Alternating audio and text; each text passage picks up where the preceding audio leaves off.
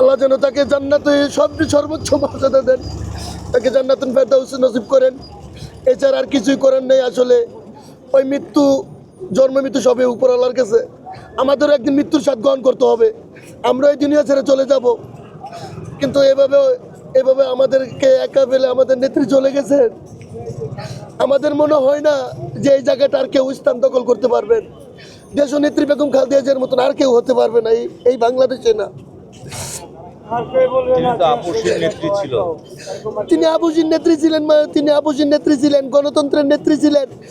যেই মানুষটা সারাটা জীবন গণতন্ত্রের জন্য লড়াই করছেন, নিজের কর্মীদের জন্য লড়াই করছেন, দেশকে রক্ষা করার জন্য লড়াই করেছেন।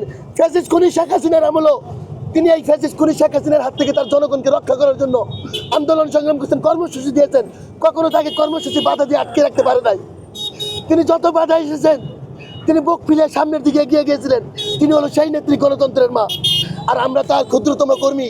আমরা জীবনে যতদিন বেঁচে থাকবো এই নেত্রীকে বুকের ভিতরে লালন করে রাজনীতি করবো ইনশাল্লাহ। সবাই চাচ্ছে তার সমাধিটা জনাব প্রেসিডেন্ট জিয়াউর রহমানের সাথেই হোক, এটা আপনারা কি? আসলে দেখেন, আমি এইটার বিষয়ে কিছু বলতে পারবো না। এটা সিনিয়র নেতৃবৃন্দ যারা আছেন তারা অবশ্যই এটা সিদ্ধান্ত নেবেন। আমি ক্ষুদ্রতম একটা কর্মী, এটার বিষয়ে আমার কিছু বলা উচিত মনে হবে না। আমি আসছি ম্যাডাম জিয়াকে দেখার জন্য। যদি আমার সৌভাগ্য হয়, আমি যদি তার কাপড়টা খুলো ওই একটা নজর তার মুখটা দেখতে পারি, তবে বলতে পারবো যে আমি আসলে এই কিছুদিন আগে এই 300 ফিট আমাদের নেতা যখন আসছে, আমি বলছিলাম যে আমরা একটা ইতিহাস সৃষ্টি করছি। আজকে সেই 300 ফিটের কাছে আমাদের ম্যাডাম জিয়া এখানে ঘুমিয়ে রয়েছেন, আমাদেরকে ছেড়ে বিদায় নিয়েছেন। আসলে এটা একটা ইতিহাসের মতনই থাকবে জীবন ভরা, যে ছেলে আসলো, কিছুদিন হয়েছে, তার কিছুদিন পরই তার মা মারা গিয়েছেন। এটা আসলে খুবই দুঃখজনক বিষয়। ভালো থাকবেন সবাই, ম্যাডাম জিয়ার জন্য দোয়া করবেন।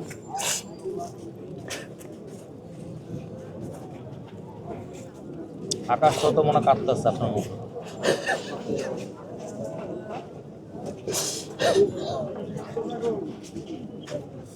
শুধু আমি না ভাই, কোটি কোটি ভক্ত যারা আছে, কর্মী আছে, তাদের হৃদয়ে মনে রক্তক্ষরণ হইতেছে আজকে।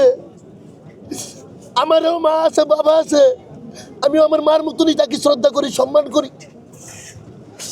আজকে যে কি বলবো ভাই, সেই ছোট্টবেলা থেকে তার কথাবার্তা, চালচলন, তার যে ভালোবাসা, তার যেই মানে তার মুখের দিকে তাকাইলো আসলে ভাই একটা ভালোবাসা জন্ম হয়। তার মুখের দিকে তাকাইলে একটা মুখ দিয়ে হাসি আসে। সেই মানুষটা আজকে আমাদেরকে ছেড়ে চলে গেছেন।